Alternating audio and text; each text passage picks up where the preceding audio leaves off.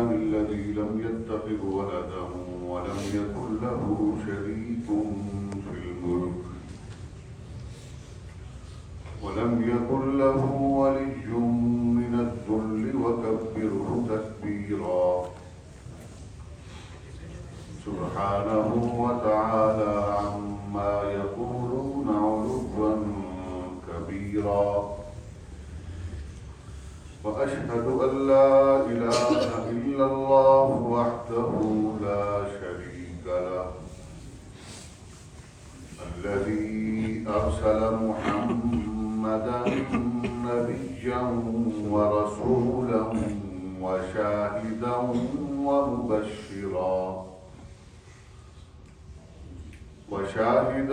ومبشرا ونذيرا وداعيا إلى الله بإذنه وسراجا منيرا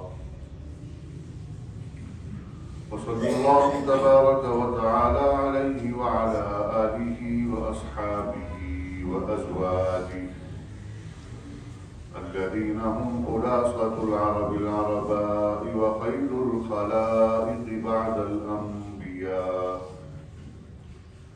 وهم كالنجوم في السماء للاقتداء والاهتداء وهم مفاتيح الرحمة ومصابيح الغرر أما بعد قال الله تبارك وتعالى في القرآن الكريم أعوذ بالله من الشيطان الرجيم بسم الله الرحمن الرحيم ما كان محمد أبا أحد من رجالكم ولكن رسول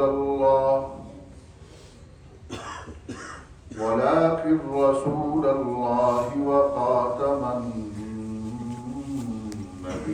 النبيين وكان الله بكل شيء عليما وقال تعالى كنتم خير أمة أخرجت للناس تأمرون بالمعروف وتنهون عن المنكر وقال النبي صلى الله عليه وسلم أنا آخر الأنبياء وأنتم آخر الأمم وقال النبي صلى الله عليه وسلم أنا العاقب والعاقب الذي ليس بعده نبي وقال النبي صلى الله عليه وسلم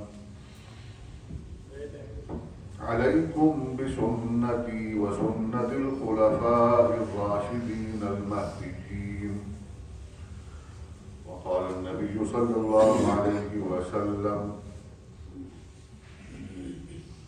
أنا خاتم النبيين لا نبي بعدي صدق الله العلي العظيم وصدق رسوله النبي الكريم ونحن على ذلك لمن الشاهدين والشاكرين والحمد لله رب العالمين اللهم أرنا الحق حقا وارزقنا اتباعه وأرنا الباطل باطلا وارزقنا اجتنابه اللهم اهدنا واهد أولادنا وأولاد المسلمين تمام حضرات عبادت اور ثواب کی نیت سے ذوق شوق اور محبت سے نماز اور درود پاک اللهم صل على محمد وعلى آل محمد كما صليت على إبراهيم وعلى آل إبراهيم إنك حميد مجيد اللهم بارك على محمد وعلى آل محمد كما باركت على إبراهيم وعلى آل إبراهيم إنك حميد مجيد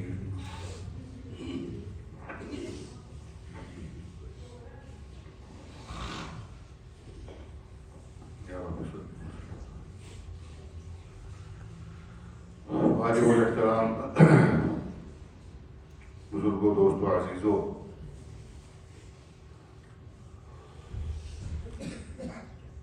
انسانیت کو ہدایت کے لیے اللہ تبارک و تعالی نے انبیاء کا سلسلہ دراز فرمایا۔ انسان ہدایتوں کے لیے محتاج ہے۔ اس کی زندگی اگر یہی سمجھا جائے کہ جس طرح دیگر جانوروں میں، جانداروں میں کھانے پینے کا شعور اپنا موجود ہے اور زندگی گزارنے کے جو لوازمات ان کو درکار ہیں وہ اللہ تعالیٰ نے زمین میں رکھ دی اور وہ اس میں اپنا وقت پورا کر کے چلے جاتے ہیں، اگر ایسے ہی انسان کو رکھا جائے تو پھر انسان کی دیگر مخلوقات پر فضیلت اور شرف اس پر سوالیہ نشان کھڑا ہو جائے گا۔ دوسری بات یہ کہ ہر جانور کو اپنی خوراک کا پتہ ہے، جو اس کی خوراک ہے وہ استعمال کرتا ہے۔ جو گھاس پھوس کھانے والے جاندار ہیں وہ کھائیں گے، وہ گوشت نہیں کھائیں گے۔ اللہ تعالیٰ نے ان کا انتظام بھی ویسا ہی بنایا اور ان کے دانت بھی اسی انداز میں تخلیق فرمائے۔ جو گوشت خور ہیں ان کو اللہ تبارک و تعالیٰ نے نظام بھی ویسا عطا فرمایا، دانت بھی ویسے ہی بنائے، ان کا وجود بھی ویسا بنایا، ان کے ہاتھ پاؤں سارا نظام، پنجے وغیرہ سب اس کے مطابق ترتیب و تشکیل کی۔ ان کو رب ذوالجلال نے یہ شعور دے کر بھیجا کہ انہوں نے زندگی اسی طرح گزارنی ہے، لیکن مجھے انسان بنا کر الہ العالمین نے ہر اعتبار سے یوں محتاج بنا دیا کہ مجھے نہیں پتا کہ میرے لیے حلال کیا ہے، حرام کیا ہے، مجھے نہیں معلوم کہ میری غذا کیا ہے۔ ہمارے والد گرامی رحمۃ اللہ علیہ امیر احرار سید عطاء المؤمن بخاری نور اللہ مرقدہ مثال سے سمجھایا کرتے تھے کہ اللہ تعالیٰ نے جانور کے بچے کو یہ شعور دیا ہے، حتیٰ کہ چڑیا کا بچہ، مرغی کا بچہ، کبوتر کا بچہ، اس کو بھی یہ شعور حاصل ہے کہ اس کا رزق اس کو کس طرف سے ملے گا۔ اور مثال دیا کرتے تھے کہ کبھی آپ نے مرغی کے بچے کو منہ اوپر کر کے کھول کے آوازیں نکالتے ہوئے نہیں دیکھا ہوگا، وہ ہمیشہ زمین کی طرف منہ کر کے آواز نکالے گا اور چونچ زمین پہ مارے گا، اس لیے کہ اس کو یہ شعور حاصل ہے کہ اس کا رزق زمین سے نیچے سے اس کو دانہ چگنا ہے، وہاں سے اسے ملے گا۔ اور چڑیا کا بچہ، کبوتر کا بچہ، اس کو کبھی آپ نیچے چونچ مارتے ہوئے نہیں دیکھیں گے، وہ گھونسلے کے اندر منہ اوپر کر کے کھول کے آوازیں نکالے گا، اس کی ماں اوپر سے دانہ اس کے منہ میں ڈالتی ہے، وہ چن کے لاتی ہے، دانہ چگتی ہے، منہ میں اکٹھا کر لیتی ہے، اس کو کچھ نرم کر کے پھر وہ اس کو اپنے بچے کے منہ میں مڈیل دیتی ہے، اس کے حلق میں۔ یہ اللہ تعالیٰ کا نظام ہے کہ اس کو یہ شعور حاصل ہے۔ انسان کے بچے کو یہ بھی نہیں پتا ہوتا، پیدا ہوا رونے لگ گیا، اب اس رونے کا کیا مطلب نکالا جائے، یہ اس کی ماں جانتی ہے کہ اب اس وقت اگر رو رہا ہے تو اس کو کیا بھوک لگی ہوئی ہے، اب اس کو کوئی حاجت ہے یا کوئی اور معاملہ ہے۔ اس کو نہیں پتا کہ میں نے یہ ہر حاجت پر، ہر ضرورت پر یہ رو رہا ہے، اس کا ایک ہی ریئیکشن، یہ رو رہا ہے۔ اب اس کی تمام تر احتیاجوں کو پورا کرنے کے لیے تبارک و تعالیٰ نے ماں، باپ، رشتے دار، عزیز و اقارب، جیسے جیسے بڑا ہوتا ہے، ذمہ داریاں جیسے بڑھتی جاتی ہیں، ویسے ویسے اس کے متعلقین بھی ساتھ ساتھ بنا دیے۔ اساتذہ ہیں، مربی ہیں، معلمین ہیں، مدرسین ہیں، ہر ایک اپنے اپنے وقت پر ذمہ داری نبھاتا ہے۔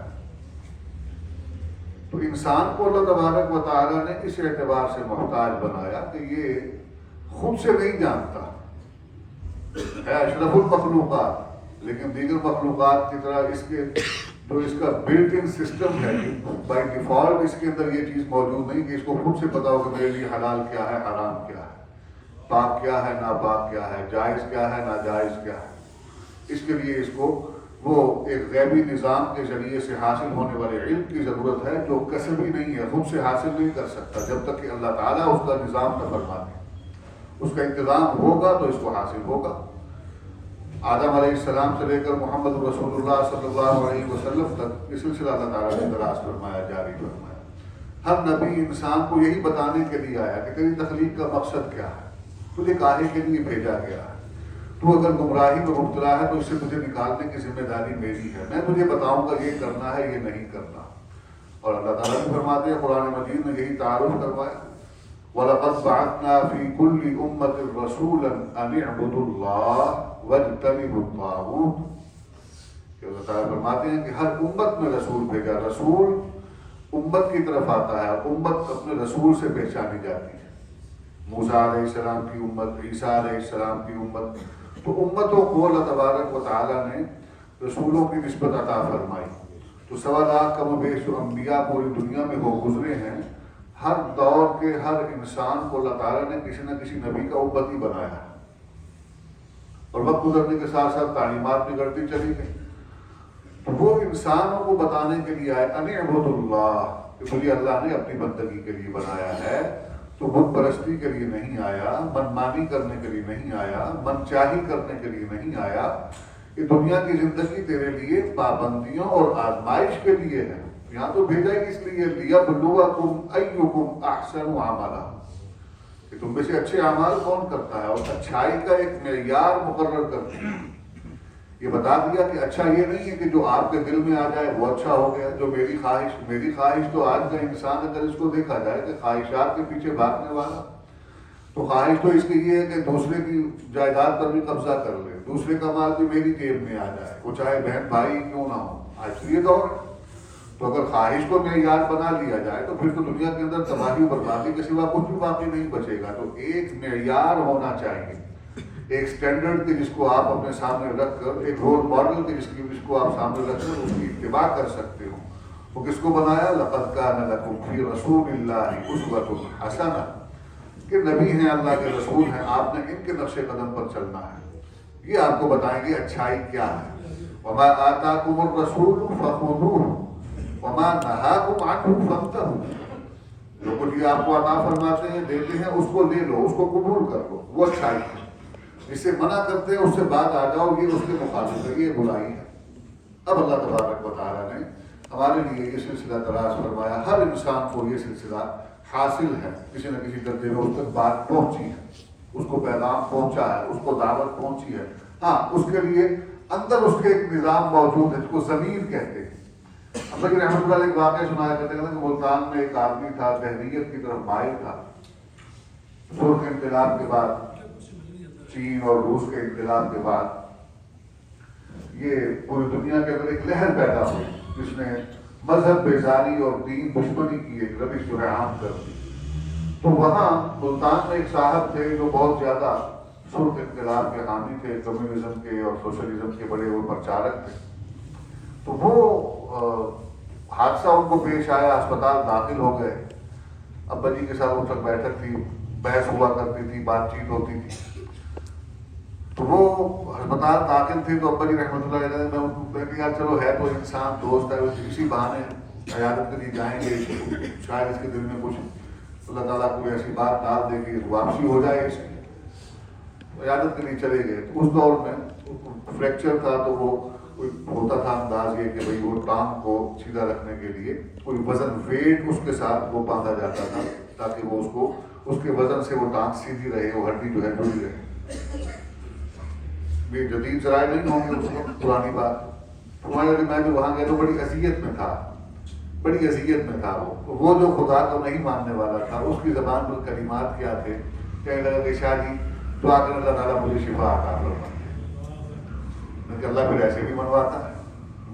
پھر بھائی نے ایک اور بات فرمائی. بھائی کہنے لگے کہ یہ جو اس کی زبان سے کلمات جاری ہوئے، ایسا نہیں کہ وہ چونکہ ایک معاشرے کا حصہ ہے تو اس کے لیے اپنے جذبات کے اظہار کے لیے کلمات یہی تھے، یہ نہیں تھا. یہ اس کے اندر ایک جو وہ وعدہ جو موجود ہے، وہ جس کو عہد ارسط کہا جاتا ہے، کہ وہاں پر تو کافر اور مسلمان سب کی ارواح موجود تھی، سب کو معلوم ہے اندر سے، وہ اندر سے لاشعوری طور پر یہ بات جانتے ہیں کہ خالق وہی ہے جس کا ہم نے جواب دیا تھا قالوا بلا، کہ مولا تو نہیں تو اور کون ہے، تو ہی تو پروردگار ہے. الستو بربکم، تو سب نے یہی کہا. وہاں پر مسلمانوں کی ارواح بھی تھی، کافروں کی بھی تھی، تو اندر موجود ہے. وہ ایک ضمیر کی آواز ہوتی ہے. اس طرح ابو جہل کو اس کے وہ دوست نے، اس کے قریبی ساتھی نے پوچھا کہ تمہارا بھتیجا جو بات کرتا ہے بات تو سچ معلوم ہوتی ہے. تو اس کو معلوم تھا کہ جو بات ہو رہی ہے وہ سچ ہے، وہ ٹھیک ہے، لیکن چیز مانے کیا تھی. کہنے لگا کہ کہتے تو سچ ہیں لیکن تم سمجھتے ہو وہ کیا کہتے ہیں. اگر ان کی بات مان لی جائے تو ہمارا اختیار ختم ہو جائے گا، ہمارا اقتدار ختم ہو جائے گا. جنگ یہی تھی، جنگ یہی تھی. وہ یہی سوال کرتے تھے یقولون هل لنا من الامر من شيء، کہ کسی چیز پر ہمارا حکم بھی باقی رہے گا؟ کہ سب آپ کہتے ہیں کہ اب ہر بات جو ہے آپ کی ہی مانی جائے، کہ جس اللہ کو ماننے کی بات کرتے ہیں اب حکم بھی اسی کا مانا جائے گا؟ تو جواباً کیا کہا گیا؟ قل ان الامر كله للہ، کہ میرے حبیب ان سے کہہ دیجئے کہ چاہے آپ ظاہری اعتبار سے ابھی کوئی توانائی اور طاقت آپ کو حاصل نہیں ہے، لیکن ان کے ساتھ کمپرومائز اور مفاہمانہ طرز عمل کرنے کی اجازت آپ کو نہیں ہے، ان کو بالکل ببانگ دہل کہہ دیجئے، تو ٹوک کہہ دیجئے، ان الامر كله للہ، یہ حکمراں ہے ایک وہی باقی متانے آزر ہے، تمہارے حکم نہیں چلنے دیے جائیں گے، حکم اسی کا چلے گا، اس خالق کا جس نے بنایا ہے، حق اسی کا ہے کہ اس کا حکم چلے، خالق وہ ہے۔ تو یہ اللہ تبارک و تعالیٰ نے انبیاء کا سلسلہ جو دراز فرمایا، تو انسانوں کو یہ اندر ایک چیز وہ موجود ہے، دعوت ان تک پہنچتی ہے تو دعوت کو قبول کرنے کا مادہ۔ ہم اب اس میں ایک اور پہلو آ جاتا ہے، توفیق۔ اللہ تعالیٰ توفیق کس کو عطا فرمائیں گے؟ نبی کریم علیہ السلام نے بہت محنت فرمائی، اپنے بہت عزیز و اقارب جو ان کے نبی خواہش مند تھے کہ اس طریقے سے ان کو اللہ تعالیٰ توفیق عطا فرما دے۔ اور آپ ایک اور واقعہ اس میں جو ہے وہ بات سمجھنے میں آسانی ہو جاتی ہے کہ جب اس وقت یہ اوس اور خزرج کے بزرگ اور بڑے جو تھے انہوں نے اسلام قبول کر لیا، نبی کریم علیہ السلام کی بارگاہ میں حاضر، یا رسول اللہ صلی اللہ علیہ وسلم ہمیں اجازت دیجیے کہ ہم اپنے خاندان کے نوجوانوں کو اور چھوٹوں کو زبردستی کلمہ پڑھا دیں، زبردستی کلمہ۔ اب نیت نیک تھی، ارادہ اچھا ہے، لیکن اللہ تبارک و تعالیٰ کی طرف سے وحی آ گئی کہ ان کو فرما دیجیے کہ لا اکراہ فی الدین قد تبین الرشد من الغی، کہ جس وقت حق اور باطل واضح ہو گیا تو اب یہ من چاہا سودا ہے، جبرن کسی کو یہ نہیں منوایا جا سکتا کہ مانو کہ خدا ہے۔ آپ نے دلائل و براہین سے اپنی بات پہنچا دی، آپ نے حقائق بیان کر دیے، اب یہ پردے ہٹانا یہ اس کے قبضہ قدرت میں ہے۔ پردہ وہ ڈال دے، وہ خود کہتا ہے ختم اللہ علی قلوبہم وعلی سمعہم وعلی ابصارہم غشاوہ، جن کو اللہ توفیق نہیں عطا فرماتا وہ پردے مہرے لگ جاتی ہیں، ان کے دلوں پر مہر لگ جاتی ہے، حق داخل نہیں ہو سکتا، سنتے ہیں، اندر سے پکار بھی ہوتی ہے لیکن توفیق نہیں ہوتی، زبان سے کہہ نہیں سکتے۔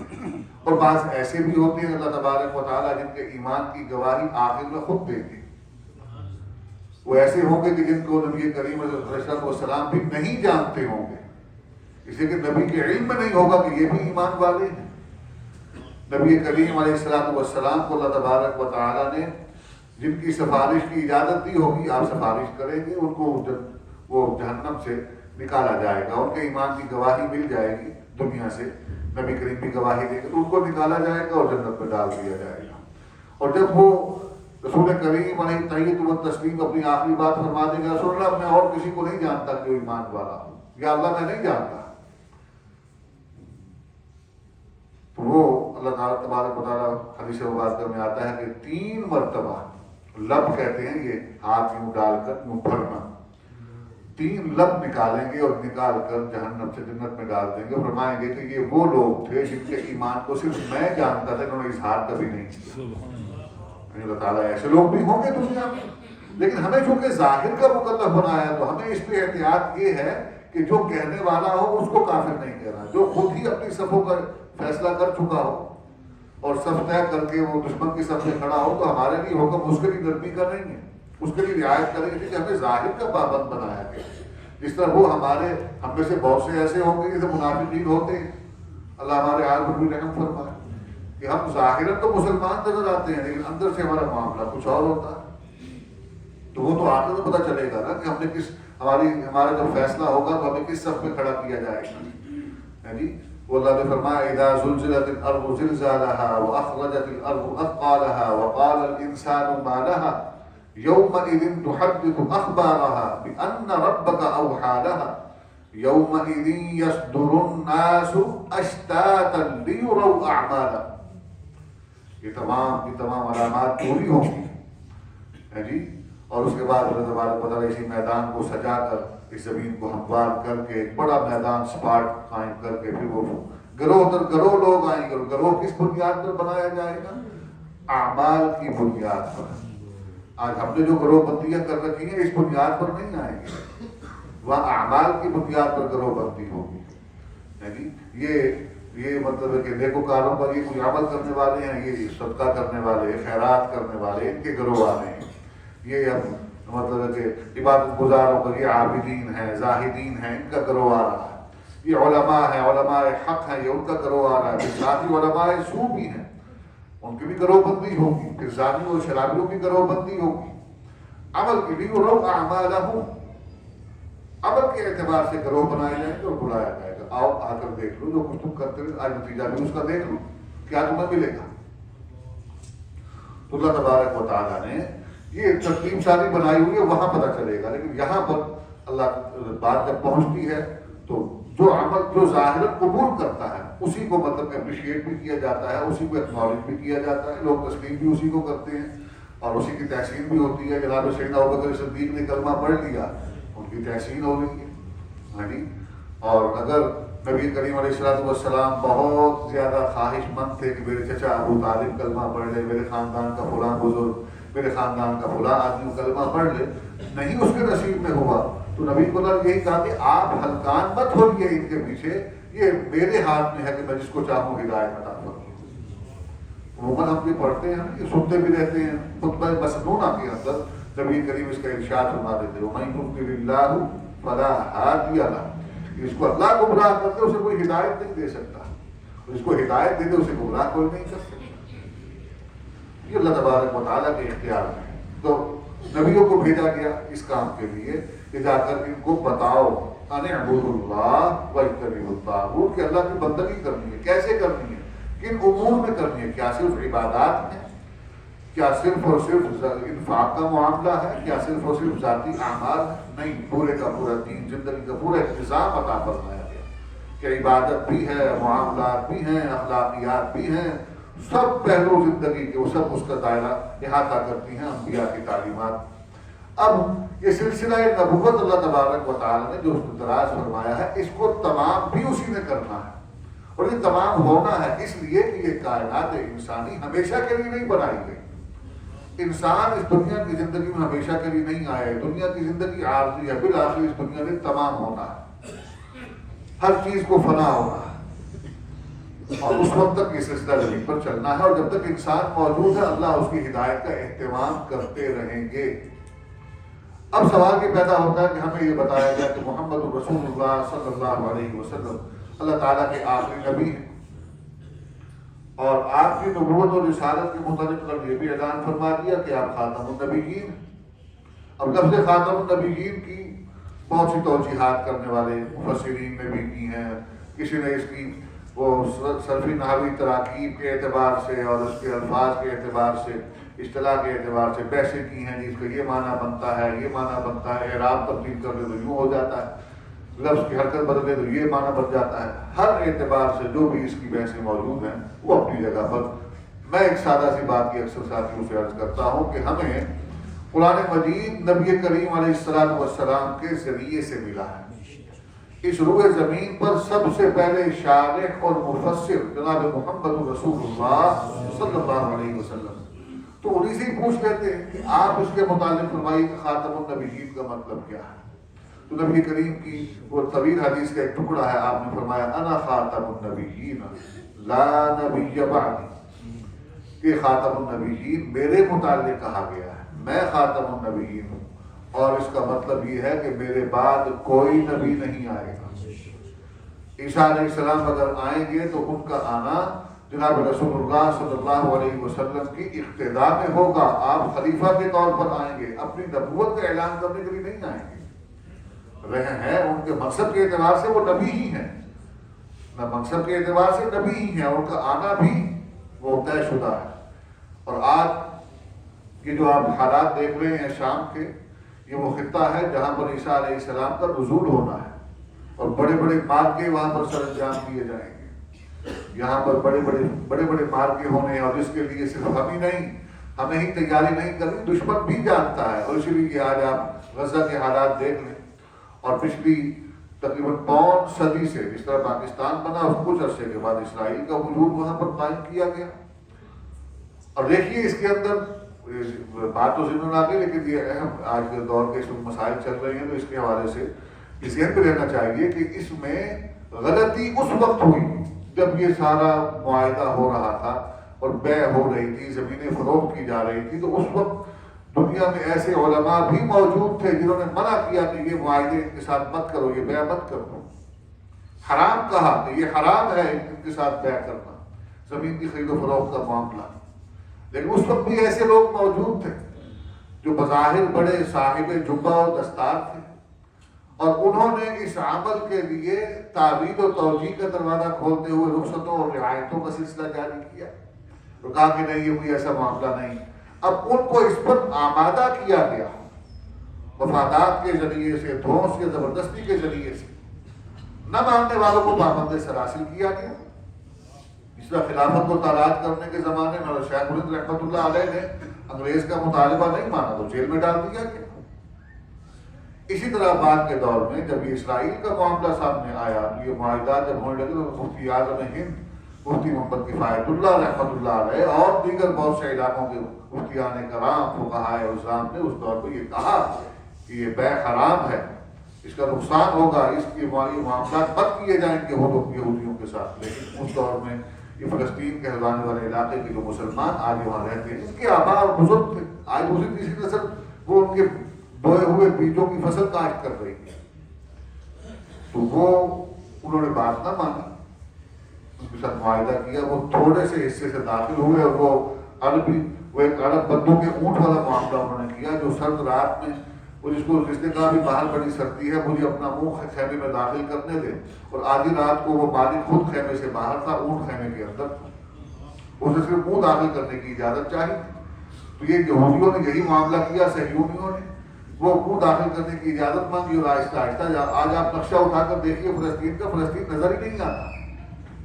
نظر ہی نہیں آتا اس کے اندر۔ اور یہ دنیا کی بڑی بڑی انسانی حقوق کی چیمپئن جو تنظیمیں اور جو ادارے اور جو بڑی بڑی قوتیں ہیں، حکومتیں ہیں، انہوں نے ان کے وجود کو آج تسلیم نہیں کی۔ یہ اسرائیل کو تسلیم کرتے ہیں، فلسطین کو تسلیم نہیں کرتے، اور ہم پر بھی دباؤ یہ کہ اسرائیل کو تسلیم کیا جائے۔ اور اب بھی اس وقت یہ 2 اسٹیٹ سولوشن جو پیش کیا جا رہا ہے، 2 ریاستی حل کی بات جو کی جا رہی ہے، یہ دراصل اسرائیل کو تسلیم کروانے کی بات ہے۔ کہ جنگ بندی کا ایک ہی حل ہے کہ آپ 2 ریاستیں تسلیم کر لیں، ہم فلسطین کو مان لیں، آپ اسرائیل کو مان لیں۔ یہ تو کوئی حل نہ ہو، اس کو مطلب اسرائیل کو تسلیم کر لیا جائے۔ جب اس کو مان لیا گیا تو اس کے تحت تمام معاملات کرنے پڑیں گے جو ہر تسلیم شدہ ملک کے ساتھ ہوتے ہیں، سفارت خانے کھولے جاتے ہیں، کاروباری معاملات، لین دین، تمام سب کچھ چلتا۔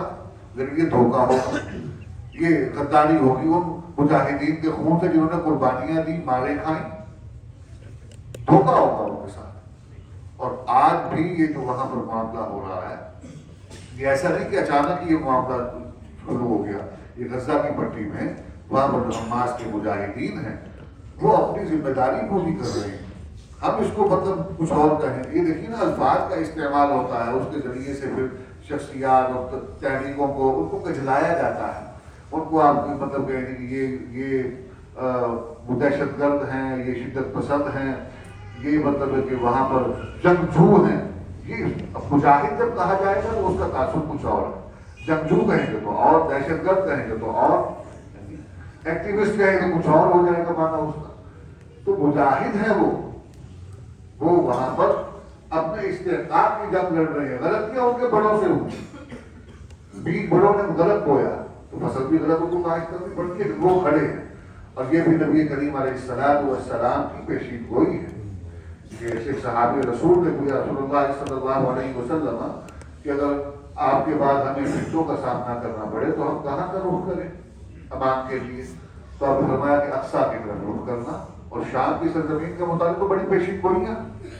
اور یہ خطہ شام جو آج کا شام ہے، یہ نہیں ہے صرف، یہ 4 ممالک کی تقسیم جو خلافت کو ختم کرنے کے بعد کی، یہ لبنان، اردن، فلسطین اور شام جو آج کہلواتا ہے، ان 4 ممالک کو اکٹھا کیا جائے تو ایک خطہ شام بنتا ہے جو نبی کریم کے زمانے میں تھا۔ اور انہوں نے لبنان کو الگ برباد کیا، اردن کو الگ برباد کیا، اور فلسطین کی حالت آپ کے سامنے ہے، اور شام میں تو ویسے ہی مطلب یہ تمام اس خطے کے اندر لبنان اور اردن کی حالت اور ہے۔ لبنان کو انہوں نے بالکل اس کو وہ تہذیبی اعتبار سے عیاشی اور بدماشی کو سپرد کر کے کئی دہائیاں پہلے انہوں نے برباد اور تباہ کر دیا تھا۔ اب یہ ساری صورتحال اس خطے کو مشرق وسطیٰ کا یہ علاقہ جو ہے یہاں پر جو آج کچھ سب کچھ ہو رہا ہے یہ ہمارے دشمن بھی جانتے ہیں، ان کے علم میں ہے کہ یہاں جو کچھ ہونا ہے یہاں پر عیسیٰ علیہ السلام کا نزول ہوگا، وہ بھی ایک مہدی کے انتظار میں ہے، ان کا مہدی دجال ہے، اس کے ظہور کو وہ اس کے انتظار میں ہے اور اس کے لیے وہ تیاریاں کر رہے ہیں، یہ ساری اس کی پیش بندیاں سب بندی ہو رہی ہے، سب اس کی سب بندی ہو رہی ہے۔ اس وقت ہمارے لیے یہ سمجھنے کی ضرورت ہے بالخصوص پوری دنیا کے مسلم حکمرانوں کو کہ اس وقت ان کے ساتھ خاموش رہ کے تعاون کرنا ظالموں کے ساتھ، اور اپنی عملی اعتبار سے اپنی خاموشی اور اپنے طرز عمل اور پالیسی سے جھکاؤ کو ظلم کی طرف کرنا، اس بات کو یاد رکھنا چاہیے کہ اللہ تعالیٰ نے تنبیہ فرمائی ہے وَلَا تَرْكَنُوا إِلَى الَّذِينَ ظَلَمُوا فَتَمَسَّكُمُ النَّارُ۔ ظلم کے ساتھ تعاون میں اللہ تبارک و تعالیٰ معاف نہیں کریں گے، ظالم کے ساتھ تعاون، ظالم کی طرف جھکاؤ، ظالم کی طرف ظالم کے پگڑے میں اپنا وزن ڈال دینا، اللہ فرماتے ہیں فَتَمَسَّكُمُ النَّارُ، تمہیں آگ کی پکڑ میں لیا جائے گا۔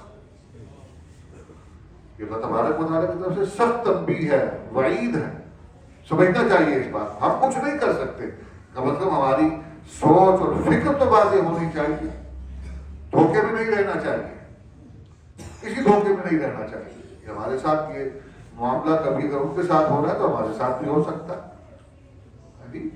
ہمسائے کے گھر کو جلتا ہوا دیکھ کر خاموش بیٹھے ہوئے ہیں، لمبی تان کر سوئے ہوئے ہیں، تو ہمسائے کے گھر میں ہمارے گھر تو آگ لگی نہیں ابھی، جو آگ وہاں تک پہنچ گئی ہے یہ ہمارے گھر بھی پہنچے گی، اور آج ہم ان کو دیکھ کر خاموش ہیں، وہ کل کو دنیا ہمارا تماشا دیکھے گی اور خاموش ہو۔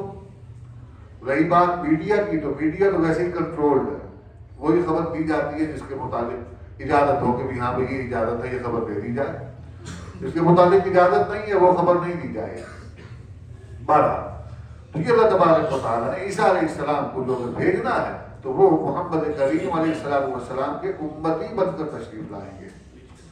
جس طرح جناب عمر فاروق کے وہ تورات کے اوراق ملے اور وہ لے کر رسول اللہ کی بارگاہ میں حاضر ہو گیا، رسول اللہ صلی اللہ علیہ وسلم یہ مجھے تورات کی کچھ باتیں بڑی بھری معلوم۔ دیکھیں اس کے اندر بڑی بات سمجھنے کی ہے کہ ایسا نہیں ہے کہ جو تعلیمات اللہ تعالیٰ نے پہلے نازل فرمائی تھی وہ تمام کی تمام مسخ ہو گئی، منسوخ تو ہوئی، لیکن ان کے اندر تمام تعلیمات ہر مطلب کہ وہ تحریف ہو گئی تمام، ایسا نہیں ہے، کچھ نہ کچھ باتیں ان میں محفوظ بھی رہیں۔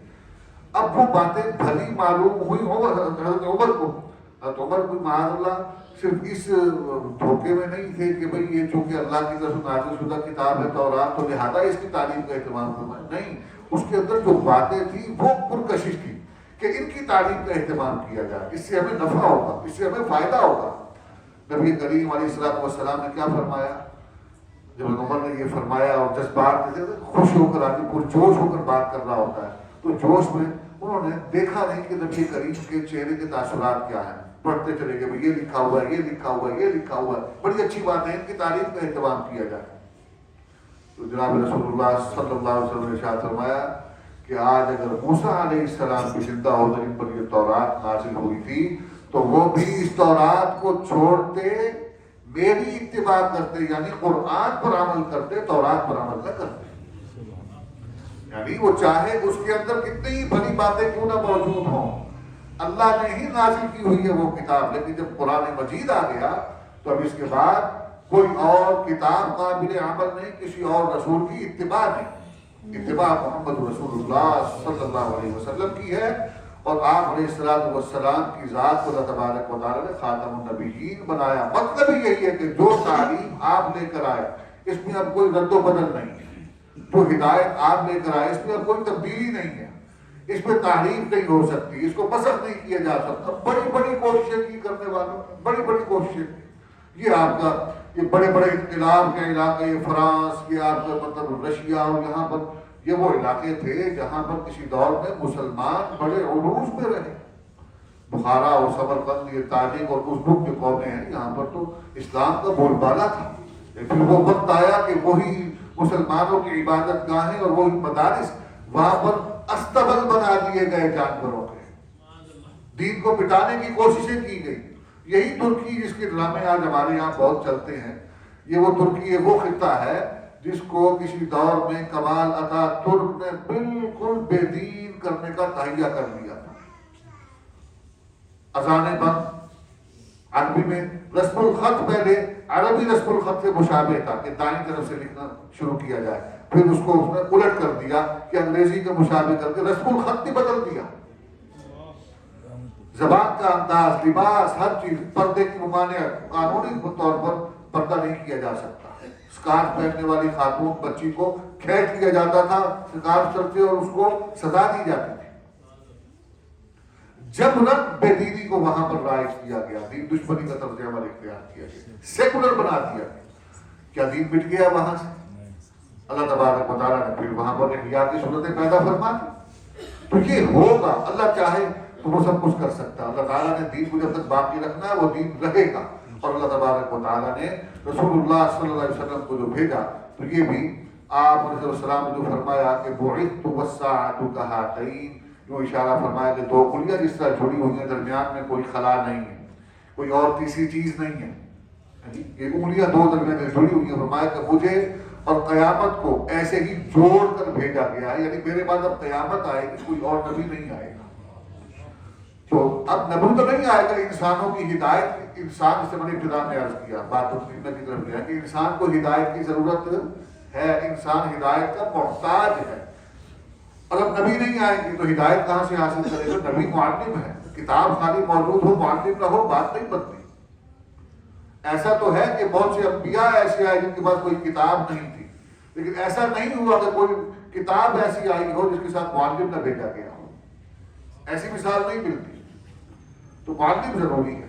تو جناب رسول اللہ صلی اللہ علیہ وسلم آپ جب دنیا سے چلے گئے تو اس کے بعد آگے ہدایت انسانوں میں عام کرنے کے لیے اللہ تعالیٰ کیا فرمائے؟ اللہ فرمایا کہ کنتم خیر امۃ اخرجت للناس تأمرون بالمعروف وتنہون عن المنکر. یہ جماعت جس کو صحابہ کی جماعت کہتے ہیں، یہ اپنے آپ میں ختم نبوت کی دلیل بنا دی اللہ نے کہ اگر نبی کے بعد کسی اور نبی نے آنا ہوتا آپ کے بعد تو پھر یہ ذمہ داری نبیوں کے سپرد ہوئی ہے. پہلے کسی غیر نبی کو یہ ذمہ داری نہیں دی گئی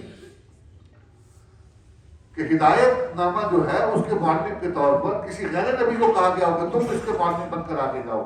ہارون علیہ السلام کو بھی اگر اللہ تبارک و تعالیٰ نے یہ ذمہ داری دلوائی تو پہلے نبی بنوایا. بات سمجھ آ رہی؟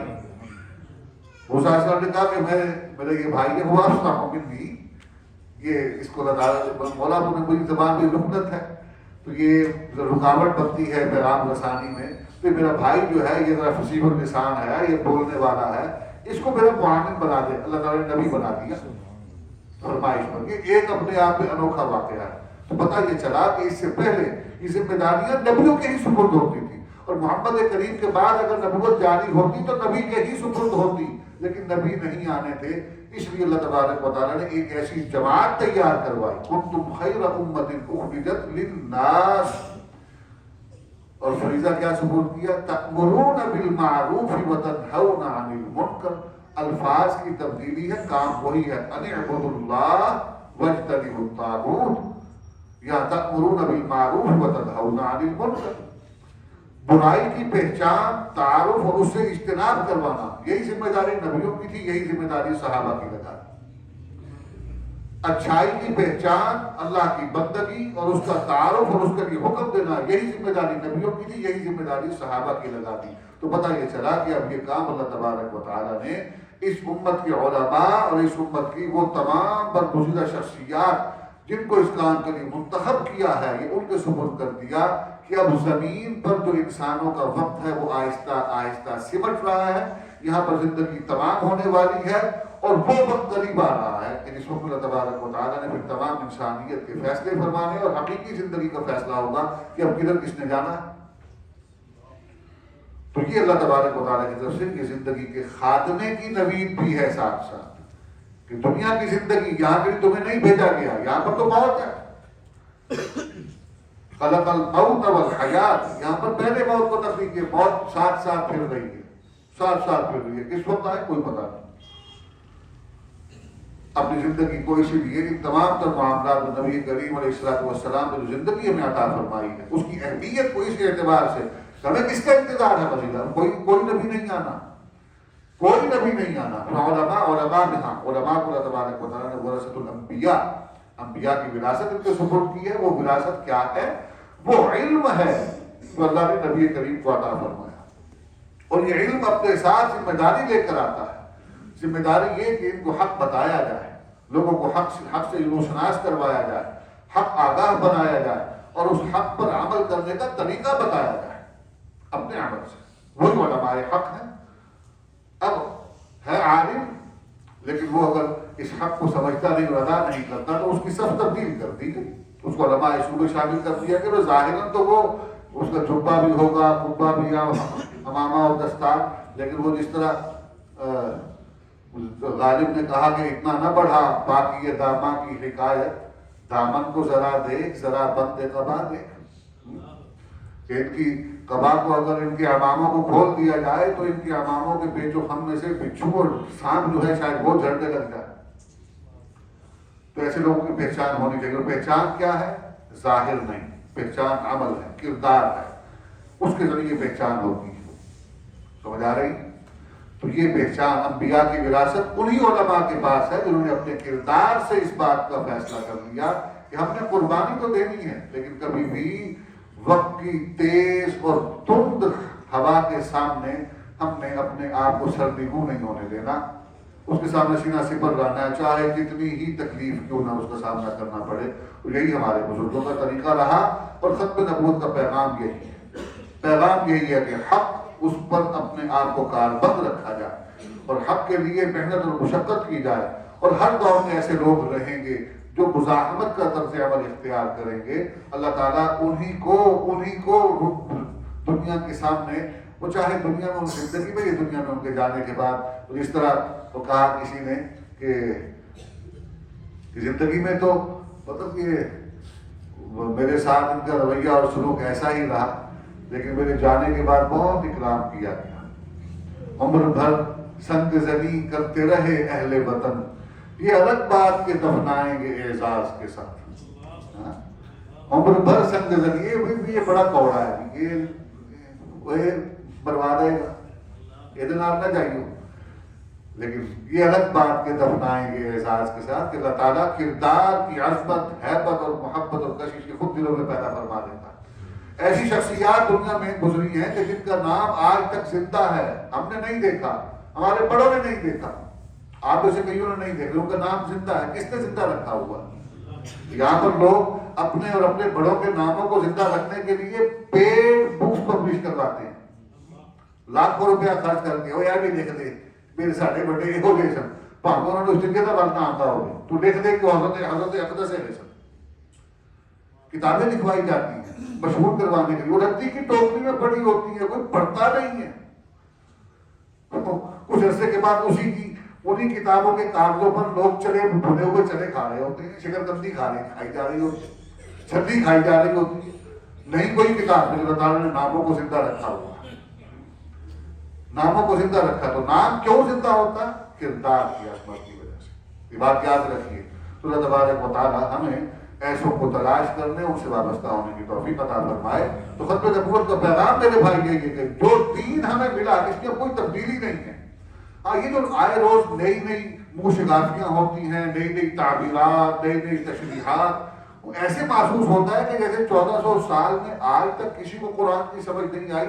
ان صاحب پر آج کوئی نئی وحی آئی ہے کہ اس قرآن کی آیت سے یہ مطلب ہے، اس انداز میں بات کی جاتی ہے. اور لوگ بھی بڑے کان دھرتے ہیں ایسے لوگوں کی باتوں پر جو نئی بات کر رہا ہو کہ یہ بڑی پتہ کی بات کر رہے ہیں، یہ صاحب جو ہے بڑی عقلی بات کر رہے ہیں، یہ بڑا جو ہے نا انداز گفتگو بڑا زبردست ہے، بڑی دلیل سے بات کرتے ہیں. دلائل تو شیطان کے پاس بھی بہت ہے، پھر اس کو امام اعظم مان لو.